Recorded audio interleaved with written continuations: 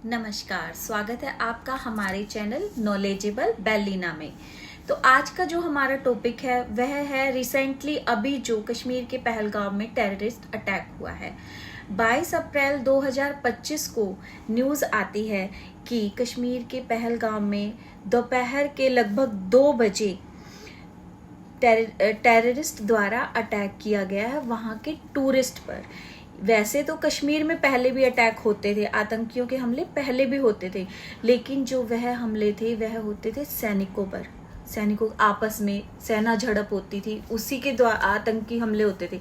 लेकिन यह पहला आतंकी हमला है जो कि वहाँ पर आने वाले टूरिस्ट पर किया गया है और जो कि धर्म के आधार पर किया गया है। मैं आपको एक्सप्लेन करती हूँ कि किस तरह धर्म के आधार पर हुआ है। देखिए, एक चीज़ तो जो मेरे सुनने में आई, जो वह आतंकी थे उन्होंने हमारी सेना की वर्दी पहनी हुई थी, जो कि बिल्कुल अलग तरीका है हमले का जो फर्स्ट टाइम हुआ है।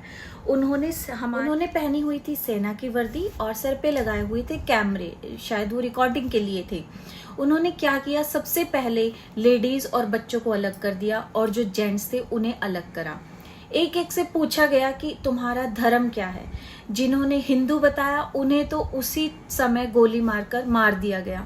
जिन्होंने कहा मुस्लिम है उनसे कलमा पढ़वाया गया। जिन्होंने कलमा पढ़कर बता दिया उनकी बहुत ही शर्मनाक तरीके से हिंदू या मुस्लिम होने की जांच की गई। अगर वे हिंदू हैं तो उन्हें गोली मार दी गई और मुस्लिम होने पर उन्हें छोड़ दिया गया। यही चिंता का विषय है कि यह जो आतंकी हमला था यह धर्म के आधार पर था। जहाँ तक और ये मुस्लिमों को छोड़ना, ये सीधा जो हमारा नज़रिया देखने का है, हमारा शक जाता है सीधा पाकिस्तान पर। और जहाँ मुझे लगता है पाकिस्तान की इसके लिए स्ट्रेटजी यह होगी कि जब से कश्मीर में मोदी जी द्वारा 370 धारा हटा दी गई है, तब से देखा जा रहा है कि कश्मीर में शांति बनी हुई है, कश्मीर का विकास किया जा रहा है और जो हमारे बाकी देश के पर्यटक हैं वह बिल्कुल आराम से वहाँ पर घूमने के लिए जाते हैं। उन्होंने और जो आतंकी थे उनकी सोच इसके पीछे यही होगी कि इनके इसी टूरिस्ट वाली अर्थव्यवस्था पर चोट पहुंचाई जाए और जिसे वो पहुंचाने में काफ़ी हद तक कामयाब भी रहे, क्योंकि इस हमले के बाद से 90% जो टूरिस्ट की बुकिंग की गई है वो कैंसिल कर दी गई है, जिससे जो ट्रैवल ऑपरेटर्स हैं उन्हें भारी नुकसान हुआ है। हालात ऐसे हैं कि एक ही दिन में 70% तक टूर रद्द हो गए हैं जो कि कश्मीर के लिए किए गए थे। समय पहले एक न्यूज़ सुनने में आई थी जिसमें कि पाकिस्तान के आर्मी ऑफिसर आसिर मुनीर ने बयान दिया था कि हम हिंदुओं से अलग हैं। इसके अलावा उन्होंने कुछ और शब्द भी कहे थे जिसमें कि मुस्लिमों को भड़काने वाले कुछ बयान थे। मैं आपको बताना चाहूँगी इसी तरह के बयान सन 1947 से पहले जिन्ना अली मोहम्मद द्वारा दिए जाते थे और उन्होंने अलग पाकिस्तान बनवाया। और आज के समय में जो आसिर मुनीर द्वारा बयान दिया गया है, इसका जो रीज़न है वह यह है कि पाकिस्तान में अफरा तफरी मची हुई है, जो आज़ाद कश्मीर की मांग की जा रही है, साथ में बलूचिस्तान भी अलग अपनी मांग कर रहा है और एक एरिया जो है वह टीटीपी को सपोर्ट करता है। आसिर मुनीर का ये बयान देने का मकसद इन सबको एकजुट करना है। इन सब से टूरिस्ट ना जाने के अलावा कश्मीर की लोकल इकनॉमी और स्टेट इकनॉमी को भारी नुकसान होगा। वह गरीब लोग और परेशानियों में पड़ जाएंगे। अब शायद उनसे पैसे देकर पत्थर फिकवाए जाएंगे। पहलगाम में हुए अटैक के 2 घंटे बाद ही मस्जिदों से ऐलान हुआ कि यह हमला इस्लाम व मानवता के खिलाफ है। कश्मीरियों ने कैंडल मार्च निकालकर आतंकवादियों के खिलाफ कार्यवाही की मांग की।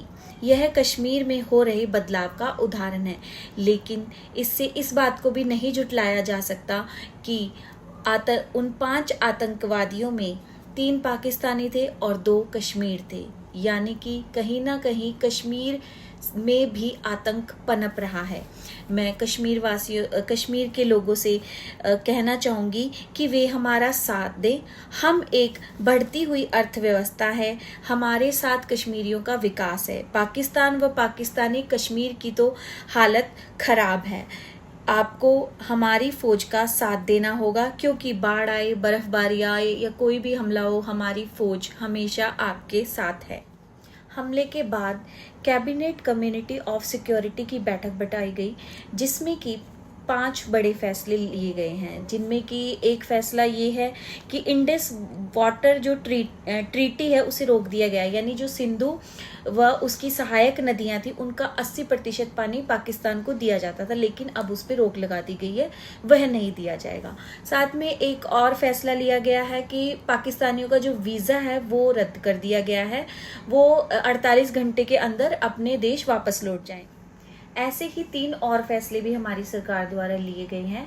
इसके साथ ही पाकिस्तान की सरकार ने भी फैसले लिए हैं, लेकिन उनके फैसलों का कोई महत्व नहीं रह पाता है, क्योंकि हमारे देश का नुकसान हुआ है। हम फैसला लेंगे, और मैं सरकार से गुजारिश करूंगी कि हमारे देश में इतने अच्छे अच्छे अफसर हैं, इतने अच्छे जानकार, इतनी अच्छी अच्छी एजेंसीज हैं जो कि अपनी पूरी सूझबूझ के साथ हमारे इस हमले का जवाब दें।